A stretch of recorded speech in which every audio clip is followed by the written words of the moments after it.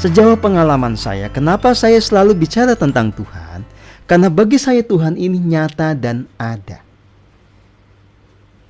Di dalam keheningan saya bisa setidaknya menangkap 3 level realitas Tuhan. Tuhan saya kenali dalam 3 lapisan keberadaan. Ya. Pertama begini. Saat kita menikmati nafas sepenuhnya, ya.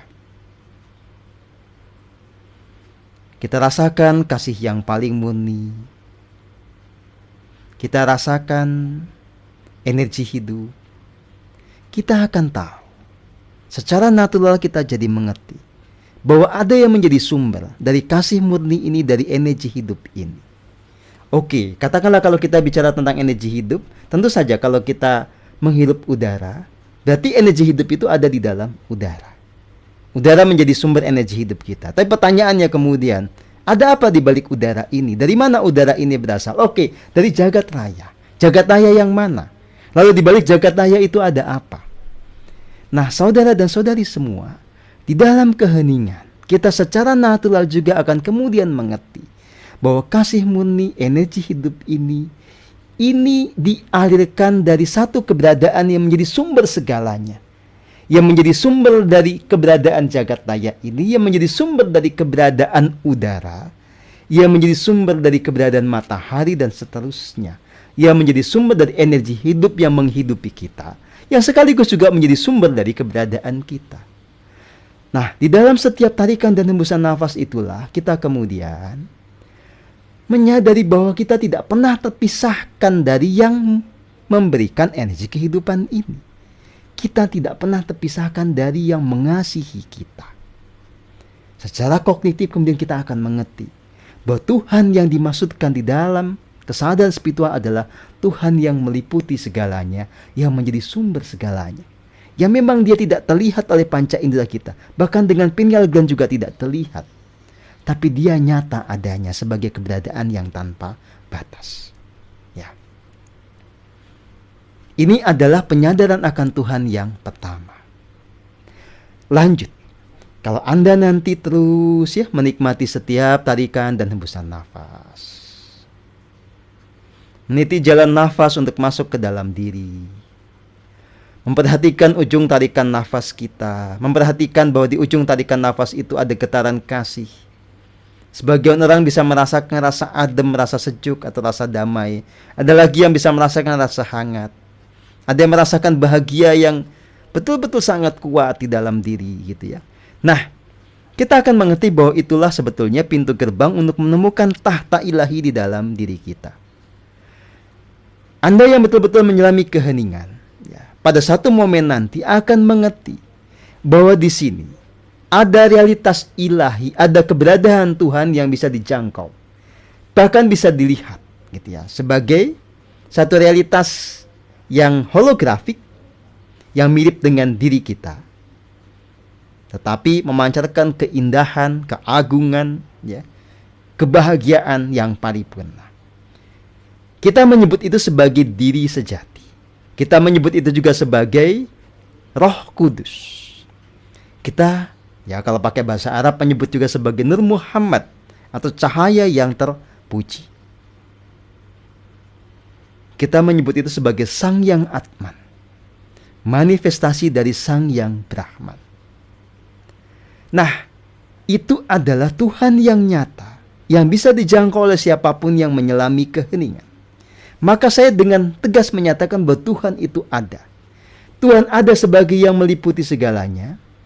Tuhan juga ada sebagai sumber kasih murni di dalam diri, yang dia juga bisa memberikan sabdanya, memberikan tuntunan agungnya. Tuhan di dalam keheningan kita bisa selami sebagai sang penuntun agung di dalam diri. Karena dia juga mengajari tentang kebijaksanaan, kita juga sering menyebutnya sebagai sang guru sejati. Dia ada dan nyata bagi siapapun yang menyelami keheningan, mendayagunakan rasa sejatinya. Saudara dan saudari yang saya kasihi, kalau kita terus masuk ke dalam diri, betul-betul memperhatikan keberadaan diri sejati kita. Kita membiarkan kesadaran kita dibawa masuk untuk melampaui batasan fisik kita,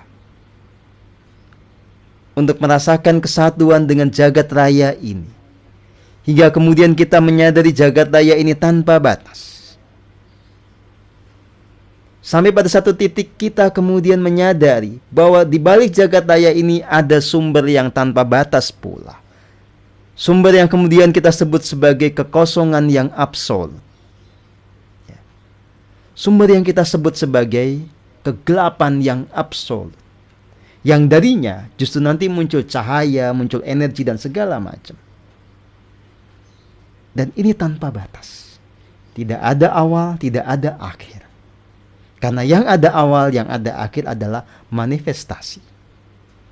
Yang manifestasi bukan Tuhan. Tuhan adalah yang tanpa batas.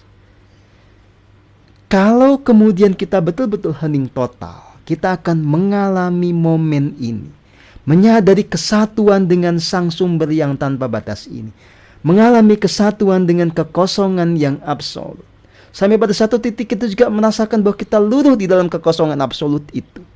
Kita merasakan kita sebagai ego ini tidak ada. Yang ada hanyalah kesadaran murni yang menyadari adanya diri, menyadari diri yang menyatu dengan kekosongan yang tanpa batas. Ini adalah pengalaman kesatuan mistik atau unio mistika. Ya.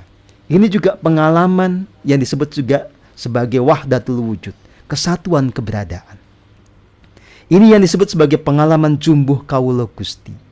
Menyatu antara kita, ya, sang aku ini dengan Gusti yang menjadi sumber dari segala yang ada. Nah, saudara dan saudari yang saya kasihi, jadi ini nanti akan menguatkan apa yang sudah kita kenali sebelumnya ketika kita menyadari nafas kita. Kita akan betul-betul menyaksikan keberadaan sang sumber ini di dalam keheningan yang total tadi. Kita menyadarinya sebagai kekosongan yang absolut, yang darinya segala yang ada itu mengada. Nah, kemudian saat kita kemudian semakin hening lagi, ya, kita juga akan mengerti bahwa kekosongan yang absolut ini bisa mengejawantah di jagat raya ini. Dia adalah kecerdasan tertinggi. Dia adalah kesadaran yang paling murni. Dia adalah sang penggerak dari segala yang ada. Dia adalah sumber dari kekuasaan dan kekuatan yang tanpa batas.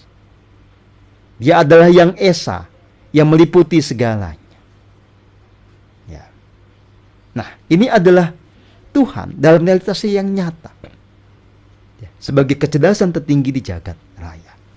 Jadi kalau kita kemudian sederhanakan kembali, ya, di dalam laku spiritual kita akan dibawa untuk menyadari bahwa Tuhan itu nyata ada di dalam 3 layer keberadaan.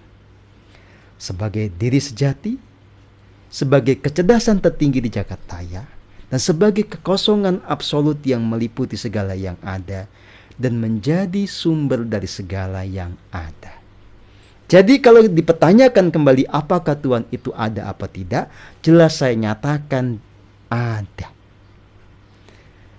Lalu kenapa yang ateis menyatakan tidak ada? Tentu saja karena dia menggunakan pendekatan empirik untuk coba membuktikan realitas yang non-empirik nggak akan ketemu sampai kapanpun juga. Dia menyangka Tuhan itu adalah konsepsi pikiran, kemudian dia sangkal sendiri. Ya nggak bisa juga seperti itu, nggak akan ketemu. Kalau kita betul-betul mau menyadari keberadaan Tuhan, maka heninglah. Ya.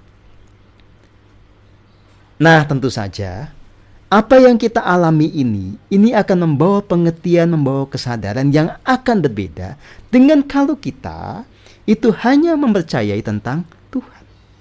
Mempercayai Tuhan semata-mata hanya karena kita mendengar perkataan tentang Tuhan, itu akan membuat kita ada di dalam ilusi jika pernyataan itu tidak